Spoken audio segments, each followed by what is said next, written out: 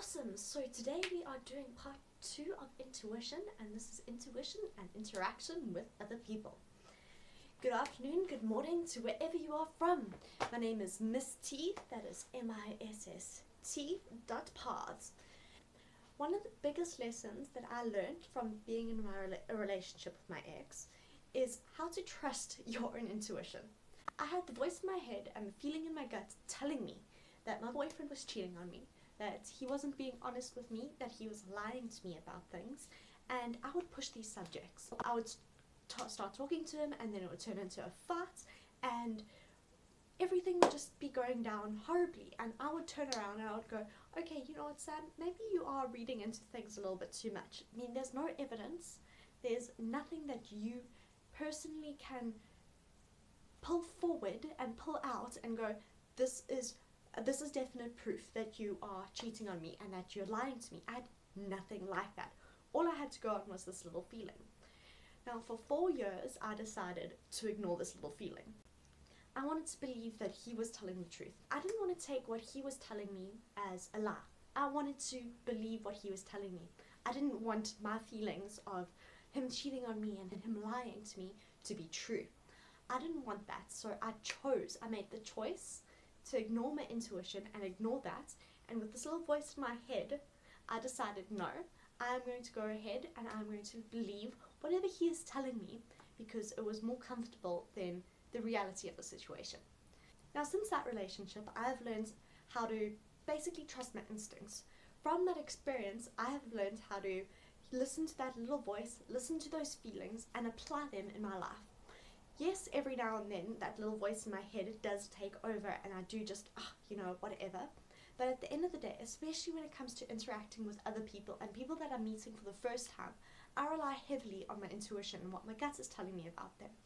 It's an amazing thing. I've made some amazing friends, and the problem is I can also kind of tell when someone isn't being entirely honest with me. So it is obviously burnt a lot of bridges. Now you see, there's something really, really, really awesome about this as well, is that I find the stronger that my connection is with someone, the easier and more remote, I guess, for lack of a better word, the more remote I am able to sense them from. Like with my current boyfriend, when we first started dating, it was something that I could tell almost instantaneously. He would be in Cape Town, I would be here in Pietermaritzburg. We're completely opposite ends of the country, and I was able to tell when he wasn't being entirely honest with me. Now, it is my responsibility to uphold that boundary that I have created where I want honesty within a relationship, complete honesty. That means not omitting any truths. So it took a while for us to learn our ways of communication and our levels of communication, and it took us a while to be able to see eye to eye for what we wanted. Yes, we both wanted the same thing, but we both had different levels of it, and we both had different grey areas, and where the grey area started and where the grey area ended. Now, it was only through my intuition and my gut feel which I was able to say, okay, you know what, something's not 100% right here. From there, I was able to communicate my worries and my concerns with my boyfriend, and we sat down and we worked through them all. We both learned something in order to work together and grow. And then there was another situation with this other person where she also wasn't being completely 100% honest. She wasn't lying, but she was making excuses, little white lies. And I could see them through and through. I had no evidence against it. It was just my gut feel. And I just couldn't be brought to believe it. Just with what my gut was telling me and with what my mind was telling me, I couldn't bring myself to believe those little white lies. And I called her out on them, and I gave her a chance to listen, to be upfront and be honest and say it was a mistake and not make excuses for what she had done.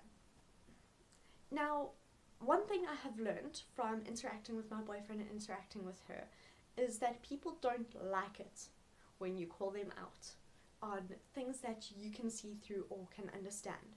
You have to be very, very, very diplomatic in the way that you approach these subjects and approach your loved ones specifically, especially when you interact with them and you can feel that, okay, cool, you know what, you're not being 100% honest. in the same breath, this little voice up here and your fear, you have to be able to differentiate every single one of those three. Because if you cannot differentiate this, then you cannot enforce that boundary of, okay, cool, you know what, I feel as if someone is lying to me and my gut is saying that they're not being 100% honest, maybe not lying to me, but maybe not being 100% honest and open, then you cannot enforce it, because it could be a sense of fear, and it could be coming from a place of insecurity. Now, this little voice in your head is also, he's built for your survival and not for love and not for happiness, basically. He's built it just to get you from day 1 to day 2, day 3, and the next. So you've got to understand that with this little voice in the head, he can also be playing games with you. So this is why I will refer back to my part 1 of this 2-part series with intuition.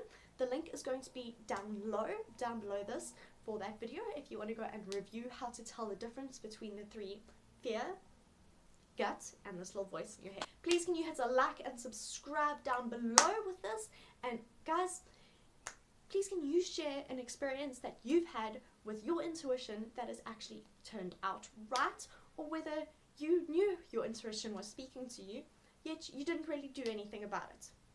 Share one of your experiences below, and I'll be with you guys next week, Wednesday. Mwah! See you all. Bye.